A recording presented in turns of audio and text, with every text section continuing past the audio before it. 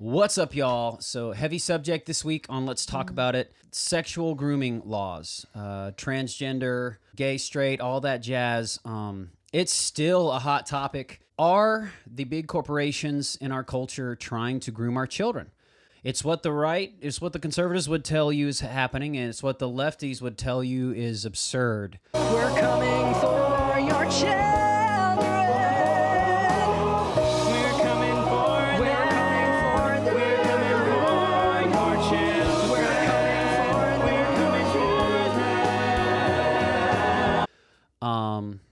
Let's talk about it. Let's talk about it. Disney. I'm officially done with Disney. May 4th. I'm out. I'm done. And you have 3 kids. So that's saying something big. In my workout this morning, Yeah. I enjoyed the Mandalorian show. I really appreciated it. But then there was things in that show that I couldn't stand. I didn't like what they did to Gina Carano. Oh, yeah. They kicked her off the show. She had a beloved character, but they kicked her off the show because she made some conservative comments, essentially talking about voter ID laws and the divisive way that our culture and that our government is trying to like make enemies out of neighbors. And some people may not know a conservative network has picked her up. That's right. Yeah. So she's done a feature film with Bonfire Legend and DW Entertainment. That's Daily Wire Entertainment. And they've since then have started a streaming service. They've done multiple projects released for DW Entertainment. They've spent $200 million into a kids, wholesome, clean kids entertainment channel called DW Kids. Now, okay, here's the issue. Other than being groomed. Yes. Oh. And we need to talk about why that stuff is important for our kids. Well, that's what I wanted to say. Oh, okay. Is Unscripted. I think there's a lot of conservative people who don't even understand that it's an issue. Doesn't really know what's going on because they're too old to watch kids cartoons. They don't have children like me.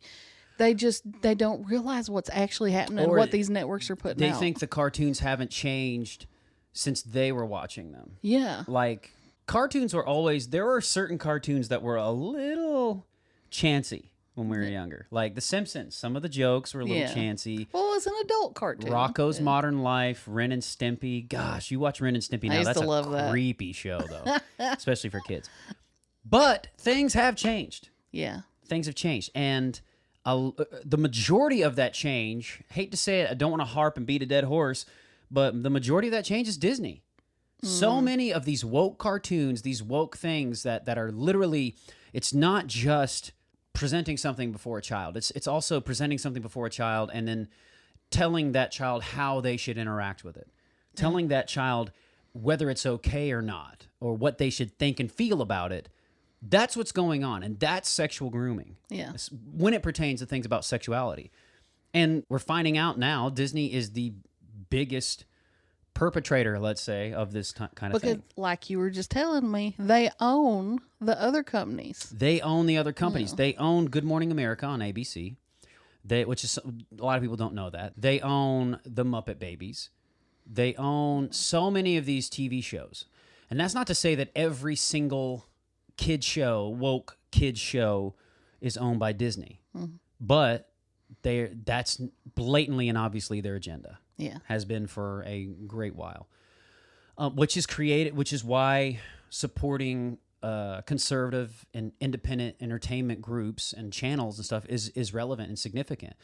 When we ditch Disney Plus on May 4th, May the 4th be with you, we're probably going to look into, subscribing to Daily Wire and accessing DW Kids for our family.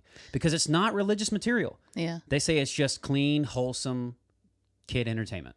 Just neutral kid entertainment. Yeah. What we want to do is provide some, evidentiary factors, let's say, to show and demonstrate to the people who may not know, who think this is all a hoax or are just uninformed. You may not know this is actually going on with your kids. I think we should start with the Good Morning America thing because it's the oldest. What's the Good Morning America? So the Good Morning America thing was in 2018. Desmond is Amazing was this kid's stage name. He was 11 years old. He's a boy dresses in drag.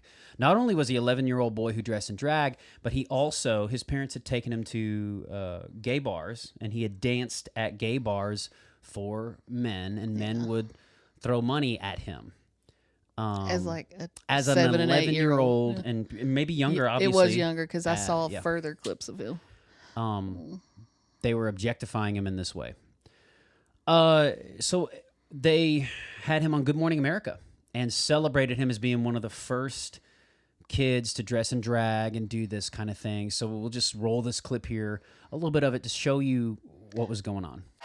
Please welcome Desmond Napoles, a.k.a. Desmond is amazing.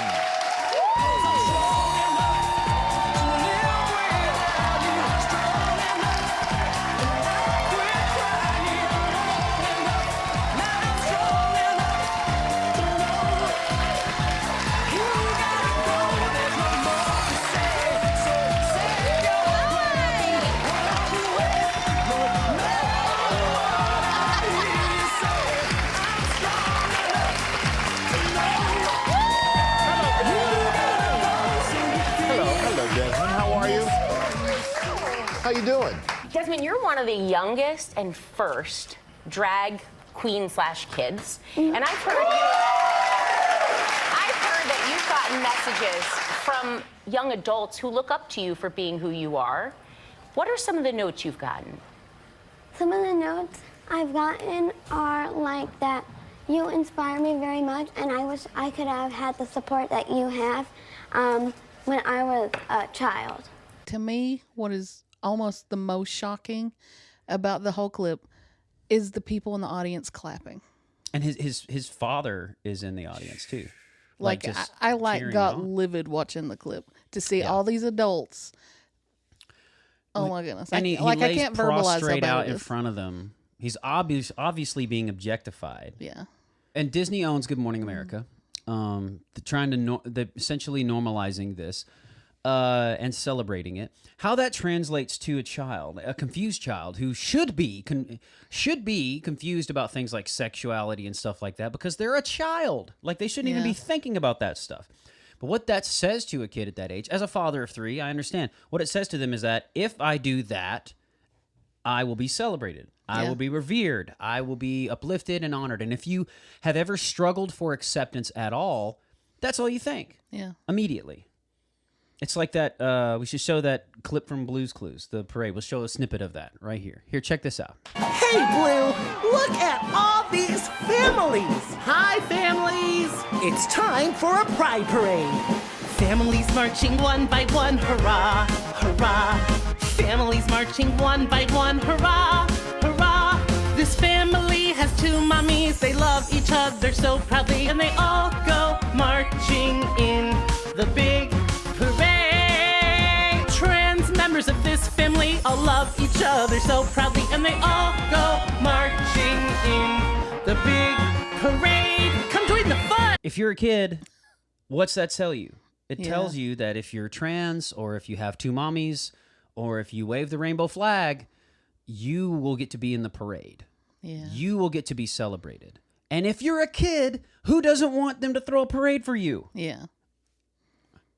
Like, in the 90s and 2000s, we went through movies where the underdog was, like, the whole point of the movie was the underdog becomes a celebrated thing. Yes. And they're doing that in the whole culture and stuff. Yeah. And I think it is, there are a lot more kids now with 2 moms. And I don't think they should go around feeling horrible and stuff, but it shouldn't be celebrated either. It shouldn't be one demeaned and the other uplifted if you're really looking for equality. Yeah. Because when I see that, here's what I could totally see kids doing. Going to their mom and dad and saying, well, how come we don't have 2 mommies, mom and dad? If we had 2 mommies, we could be in the parade. I want to be in the parade. I don't know about that. I'm just saying, they're certainly not going to be like, well, I'm glad I have a mommy and a daddy, so I'm not in the parade where everybody looks like they're having a fun time. Yeah. That's not going to happen. If you think we're wrong, let us know. If you think that our interpretation of these clips is totally wrong, tell us how. We will allow you the space to demonstrate your wrongness. What? You can't put that. I give Chandra the space to demonstrate her wrongness on the show. Thank you guys so much for watching. This has been Let's Talk About It. These are a lot of interesting concepts just going around right now. Culture's in a total tizzy. This is May. Big Little Church just came out. We're going to release probably one clip a week from Big Little Church. Let us know what you guys think of that project. We're really excited about it. There's never been a more significant or relevant time to support independent, creative, exceptional content, so please do that. Like, comment, share, and subscribe. And as always, keep being awesome, because that's how God made you. Let's talk about it.